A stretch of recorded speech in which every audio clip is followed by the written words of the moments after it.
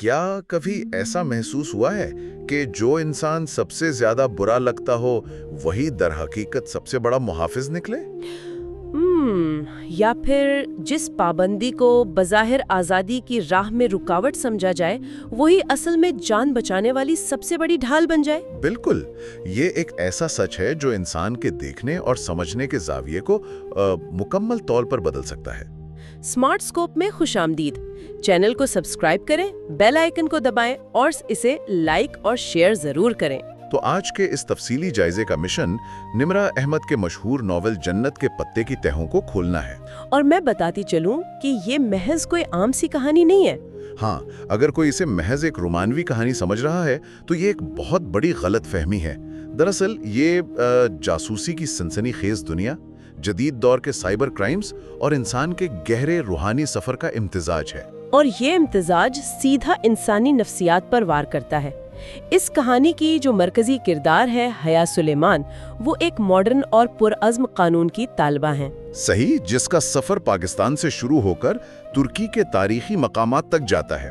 اور ویسے اس تفصیلی جائزے کا سب سے دلچسپ پہلو یہ ہے کہ ہم صرف کہانی پر بات نہیں کریں گے بلکہ اس کے پیچھے چھپی نفسیات کو سمجھیں گے۔ بالکل، ہم دیکھیں گے کہ انسان جب ماڈرن دنیا کے چیلنجز کا سامنا کر رہا ہوتا ہے تو اسے لگتا ہے کہ پرانی اقدار فرسودہ ہو چکی ہیں، لیکن یہی اقدار کس طرح ڈھال بنتی ہیں یہ سمجھنا بہت ضروری ہے۔ اور کہانی کی شروعات ہی ایک زبردست یعنی ایک بہت گہری اندرونی کشمکش سے ہوتی ہے۔ حیا کو ترکی کی ایک نامور یونیورسٹی کے لیے اسکالرشپ ملتا ہے، جو کہ ظاہر ہے کسی بھی قانون کے طالب علم کے لیے ایک خواب سچ ہونے جیسا ہے۔ لیکن مسئلہ یہ ہے کہ اس کا قدامت پسند خاندان ایک کڑی شرط رکھ دیتا ہے۔ ہاں، شرط یہ کہ ترکی جانے کی اجازت صرف تب ملے گی جب وہ وہاں باقاعدگی سے عبایا اور حجاب پہنے گی۔ اور یہیں سے انسانی رویے کا ایک بہت عام لیکن دلچسپ پہلو سامنے آتا ہے۔ مطلب حیا، جو کہ ایک بہت آزاد خیال لڑکی ہے، وہ اس شرط کو دل سے تو بالکل قبول نہیں کرتی۔ بالکل نہیں، وہ تو اسے محض ترکی جانے کے ایک ٹکٹ کے طور پہ لیتی ہے۔ اسے لگتا ہے کہ بس ایک بار فلائٹ ترکی لینڈ کر جائے تو یہ پابندی بس ایک ظاہری لباس کی حد تک ہی رہے گی۔ اور اسی دوران ہوتا یہ ہے کہ وہ حقیقی زندگی کے رشتوں سے کٹ کر ایک پراسرار آن لائن دوست جس کا نام میجر احمد ہوتا ہے اس پر اندھا اعتماد کرنے لگتی ہے۔ ایک ایسا انسان جسے اس نے کبھی ملاقات ہی نہیں کی۔ یہ تو بالکل ویسا ہی ہے جیسے ہم کوئی نئی اور پرکشش موبائل ایپ ڈاؤن لوڈ کرتے ہیں، رائٹ؟ ہاں، موبائل ایپ والی مثال یہاں بالکل فٹ بیٹھتی ہے۔ مطلب ہم اس کے لمبے چوڑے ٹرمز اینڈ کنڈیشنز پڑھے بغیر ہی بس جلدی سے ایگری پر کلک کر دیتے ہیں کیونکہ ہمیں وہ ایپ چاہیے ہوتی ہے۔ حیا نے بھی حجاب کی اصل روح کو سمجھے بغیر صرف اپنا مقصد حاصل کرنے کے لیے اسے اوڑھ لیا۔ یہ ایپ والی تشبیہ بالکل اس نفسیاتی رویے کی عکاسی کرتی ہے جسے ہم ایکسٹرنزک موٹیویشن یا بیرونی محرک کہتے ہیں۔ اچھا، تو یہ ایکسٹرنزک موٹیویشن اصل میں کیا ہے؟ یعنی جب کوئی عمل انسان کی اندرونی رضامندی کے بجائے کسی بیرونی دباؤ یا کسی لالچ کے وجہ سے کیا جائے تو انسان کبھی بھی اس کی روح سے نہیں جڑ پاتا۔ صحیح۔ حیا نے ظاہری لباس تو بدل لیا تھا لیکن ذہنی طور پر وہ اندر ہی اندر اس پابندی کے خلاف بغاوت کر رہی تھی۔ اس سے ایک شدید اندرونی کشمکش یا انٹرنل فرکشن پیدا ہوتی ہے۔ جسم ایک کام کر رہا ہے اور دماغ اسے مسترد کر رہا ہے۔ بالکل، اور یہ کیفیت انسان کو اندر سے کھوکھلا کر دیتی ہے۔ لیکن ایک منٹ، کیا یہ محض ایک عملی یعنی ایک پریکٹیکل فیصلہ نہیں تھا؟ مطلب زندگی میں آگے بڑھنے کے لیے بعض اوقات انسان کو وہ کرنا پڑتا ہے جو وہ نہیں چاہتا۔ اس میں اتنی گہری کشمکش کی کیا بات ہے؟ پریکٹیکل ہونا اور بات ہے، لیکن اپنی شناخت کے بالکل متضاد کوئی روپ اپنانا وہ ایک بالکل مختلف چیز ہے۔ جب انسان روزانہ ایک ایسا روپ اختیار کرتا ہے جس پر وہ خود یقین نہیں رکھتا تو وہ ذہنی تھکاوٹ کا شکار ہو جاتا ہے۔ ہاں، یہ بات تو ہے۔ کوئی عملی زندگی کی مثال سے اسے سمجھا سکتی ہیں؟ روزمرہ زندگی میں اس کی بہت واضح مثال وہ لوگ ہیں جو معاشرے یا خاندان کے دباؤ میں آ کر کوئی ایسا پیشہ اختیار کر لیتے ہیں جس میں ان کی کوئی دلچسپی نہیں ہوتی۔ جیسے کوئی زبردستی ڈاکٹر یا انجینئر بن جائے۔ بالکل، معاشرے کی نظر میں وہ کامیاب ہوتے ہیں، ان کے پاس پیسہ اور رتبہ ہوتا ہے، لیکن اندر سے وہ مسلسل بے چینی کا شکار رہتے ہیں۔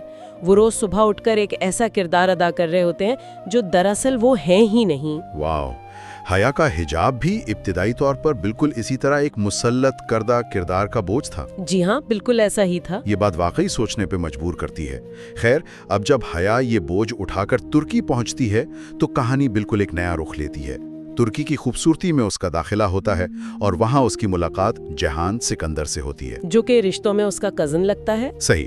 اور جہان کا جو ظاہری کردار ہے وہ ایک انتہائی لاپرواہ، غیر سنجیدہ اور چڑچڑا سے انسان نظر آتا ہے جو بات بات پر حیا کو تنگ کرتا ہے۔ لیکن پردے کے پیچھے حقیقت کچھ اور ہی ہوتی ہے۔ ہاں، دراصل وہ ترک اور پاکستانی انٹیلیجنس کا ایک انتہائی ماہر خفیہ ایجنٹ ہے جو ایک خطرناک مافیا کے خلاف کام کر رہا ہوتا ہے۔ اور اسی دوران حیا انجانے میں اسی مافیا کا ہدف بن جاتی ہے۔ اور مزے کی بات یہ ہے کہ وہ جو انٹرنیٹ پر اس کا پراسرار محافظ دوست میجر احمد تھا، وہ دراصل جہان ہی ہوتا ہے جو مسلسل اس کی جان بچانے کی کوشش کر رہا ہوتا ہے۔ لیکن یہاں مجھے ایک بہت بڑی الجھن ہے۔ کیا الجھن؟ مطلب حیا ایک قانون کی طالبہ ہے نا، اس کا دماغ عام لوگوں سے زیادہ تیز ہونا چاہیے۔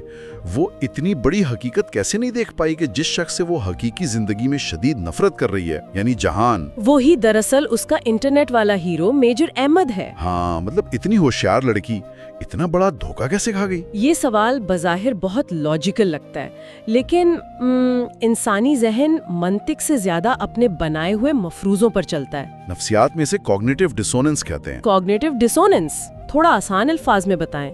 ہوتا یہ ہے کہ جب دماغ کسی انسان کے بارے میں ایک پختہ رائے قائم کر لیتا ہے تو وہ ان تمام حقائق کو نظر انداز کرنا شروع کر دیتا ہے جو اس رائے کے خلاف ہوں۔ اچھا، یعنی جو ہم ماننا چاہتے ہیں بس وہی مانتے ہیں؟ بالکل۔ حیا کے ذہن میں جہان کی ایک غیر سنجیدہ اور چڑچڑے انسان کی تصویر اتنی گہری چھپ چکی تھی کہ اس کا دماغ یہ ماننے کو کسی صورت تیار ہی نہیں تھا کہ یہی شخص کوئی سنجیدہ انٹیلیجنس ایجنٹ ہو سکتا ہے۔ دماغ اس تضاد کو قبول کرنے سے انکار کر دیتا ہے کیونکہ اس کے لیے اپنی پرانی سوچ کو غلط ماننا تکلیف دہ ہوتا ہے۔ اور دوسری طرف یہ سائبر سیفٹی کے ایک بہت بڑے خطرے کو بھی بے نقاب کرتا ہے۔ یعنی ہم انٹرنیٹ پر صرف وہ دیکھتے ہیں جو ہم دیکھنا چاہتے ہیں۔ جی بالکل۔ انٹرنیٹ پر موجود ایک فرضی نام اور تصویر کے پیچھے انسان اپنی مرضی کی خوبیاں تراش لیتا ہے۔ اسکرین پر کوئی بھی انسان خود کو ہیرو بنا کر پیش کر سکتا ہے۔ اور حیا نے بھی میجر احمد کو ایک ہیرو مان لیا تھا۔ ہاں، اور رہی بات ظاہری رویے سے دھوکہ کھانے کی، تو یہ انسانوں کی ایک بہت عام فطرت ہے۔ عملی زندگی میں اس کی کوئی مثال؟ کام کی جگہوں پر، دفتروں میں ہم اکثر دیکھتے ہیں کہ ایک سخت گیر، اصول پسند اور غصے والا باس سب کو بہت برا لگتا ہے۔ ماتحت لوگ اسے ظالم سمجھتے ہیں اور اس سے نفرت کرتے ہیں۔ ہاں، ہر دفتر میں ایک ایسا باس تو ضرور ہوتا ہے۔ لیکن اکثر اوقات حقیقت یہ ہوتی ہے کہ بند کمروں کی میٹنگز میں وہی باس اعلیٰ انتظامیہ کے سامنے انہی لوگوں کی نوکری بچا رہا ہوتا ہے، ان کے فنڈز کے لیے لڑ رہا ہوتا ہے۔ کمال ہے، انسان صرف ظاہری سختی پر فیصلہ کر لیتا ہے اور اس کے پیچھے چھپی حفاظت کو نہیں دیکھ پاتا۔ بالکل، اور جہاں کے ساتھ بھی حیا کا یہی رویہ تھا۔ یہ دفتری باس والی مثال تو بالکل نشانے پر لگی ہے۔ واقعی انسان ظاہری خول میں کتنا الجھ جاتا ہے، لیکن اصل کہانی تو وہاں سے شروع ہوتی ہے جب حالات پوری طرح قابو سے باہر ہو جاتے ہیں۔ یعنی ترکی میں جب مافیا کے حملے تیز ہوتے ہیں۔ ہاں، اور حیا خود کو موت کے منہ میں دیکھتی ہے۔ جب کوئی دنیاوی سہارا نہیں بچتا تب ایک زبردست روحانی تبدیلی آتی ہے۔ وہ خالص توکل کرنا سیکھتی ہے۔ اور حیرت انگیز طور پر وہی حجاب جسے وہ ایک زحمت سمجھ کر ترکی لائی تھی، اس کے لیے ایک نفسیاتی اور جسمانی ڈھال بن جاتا ہے۔ اور ویسے کتاب کا نام جنت کے پتے بھی اسی واقعے کی طرف اشارہ کرتا ہے جب حضرت آدم اور بی بی حوا نے جنت کے پتوں سے خود کو ڈھانپا تھا۔ صحیح۔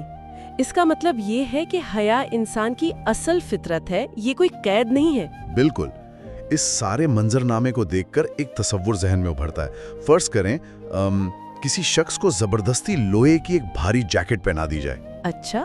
وہ اس کے بوجھ سے چڑچڑا ہو جائے، اسے اپنی آزادی کا دشمن سمجھے، لیکن اچانک چاروں طرف سے فائرنگ شروع ہو جائے تو تب اسے احساس ہو کہ جس بوجھ کو وہ کوس رہا تھا وہ دراصل ایک بلٹ پروف جیکٹ ہے جو हर गोली को उस तक पहुंचने से रोक रही है। वाओ, ये बुलेट प्रूफ जैकेट का तस्वर इस पूरी कैफियत का बेहतरीन निचोड़ है ना? बिल्कुल। इंसान की नफ्सियात ही ये है कि वो हर उस चीज से बगावत करता है जो उसे अपनी मर्जी करने से रोके। जदीद दौर में इंसान फितरी उसूलों और रूहानी हुदूद को एक बोझ ही समझता है। लेकिन तवक्कुल का असल मैकेनिज्म काम कैसे करता है?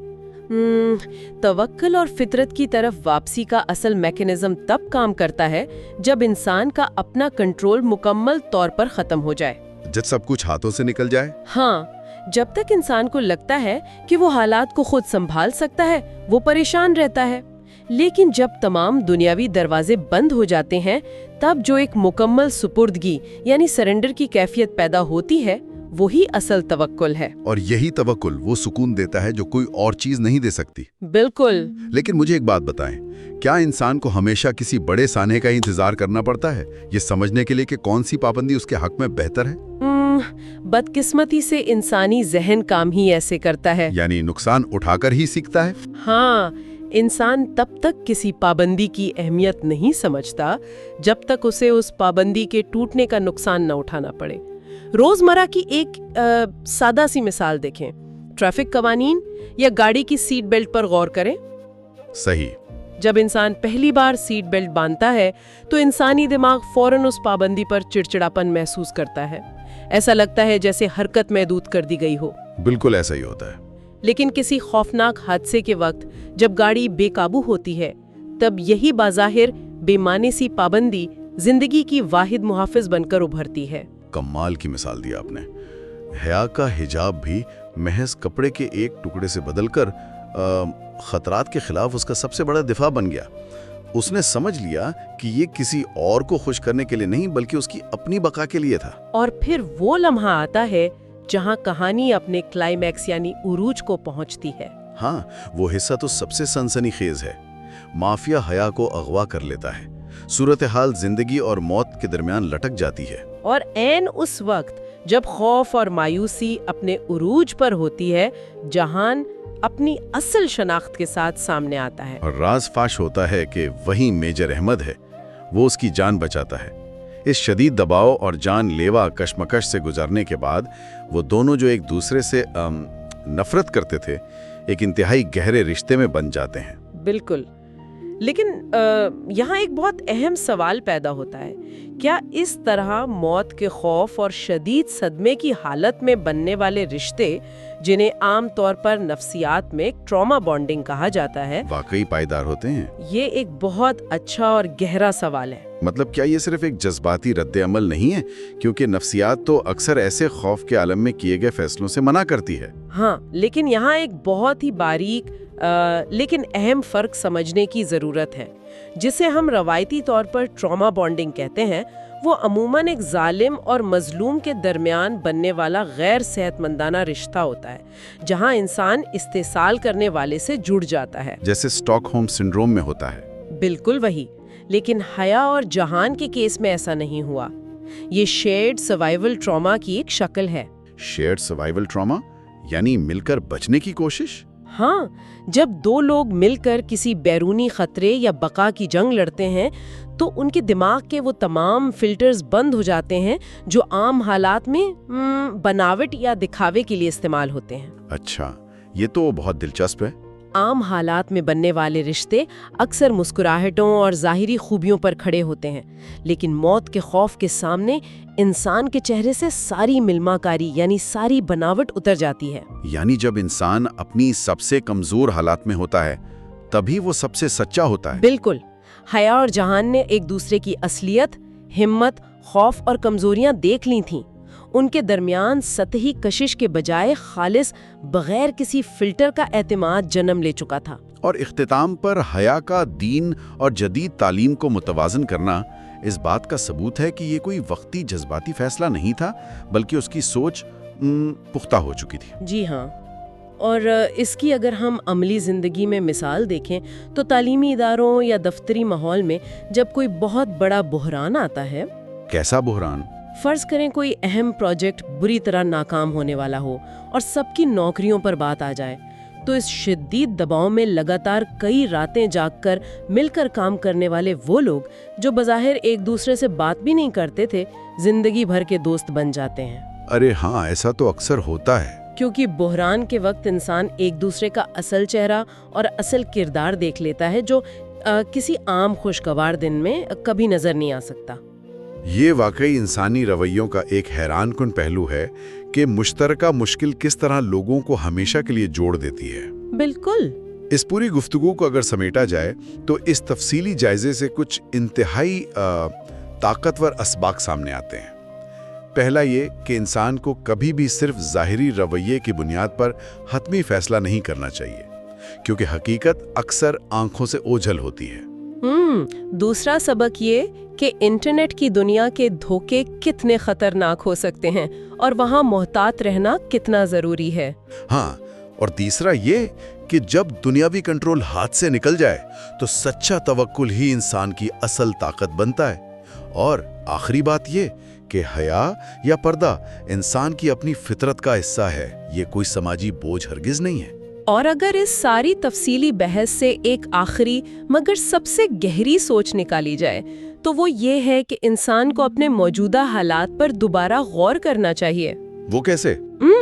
ये सोचने की बात है कि इंसान की जिंदगी का सबसे बड़ा चैलेंज या वो पाबंदी जिससे वो इस वक्त सबसे ज्यादा भागने की कोशिश कर रहा है, क्या पता कल वही उसका सबसे बड़ा दिफाई हिसार साबित हो। वाह! अगर हम अपनी मौजूदा मुश्किलात और अनदेखी उलझनों को इस नज़र से देखना शुरू कर दें तो यकीन माने जिंदगी गुजारने का पूरा जाविया बदल सकता है। वाकई ये एक ऐसा ख्याल है जो देर तक जहन में गूंजता रहेगा। तो सुनने वालों, स्मार्ट स्कोप को सब्सक्राइब करें, बेल आइकॉन पर क्लिक करें ताकि ऐसे ही दिलचस्प और गहरे जायजे आप तक पहुंचते रहें। इस गुफ्तगू को अपने दोस्तों के साथ ज़रूर शेयर करें।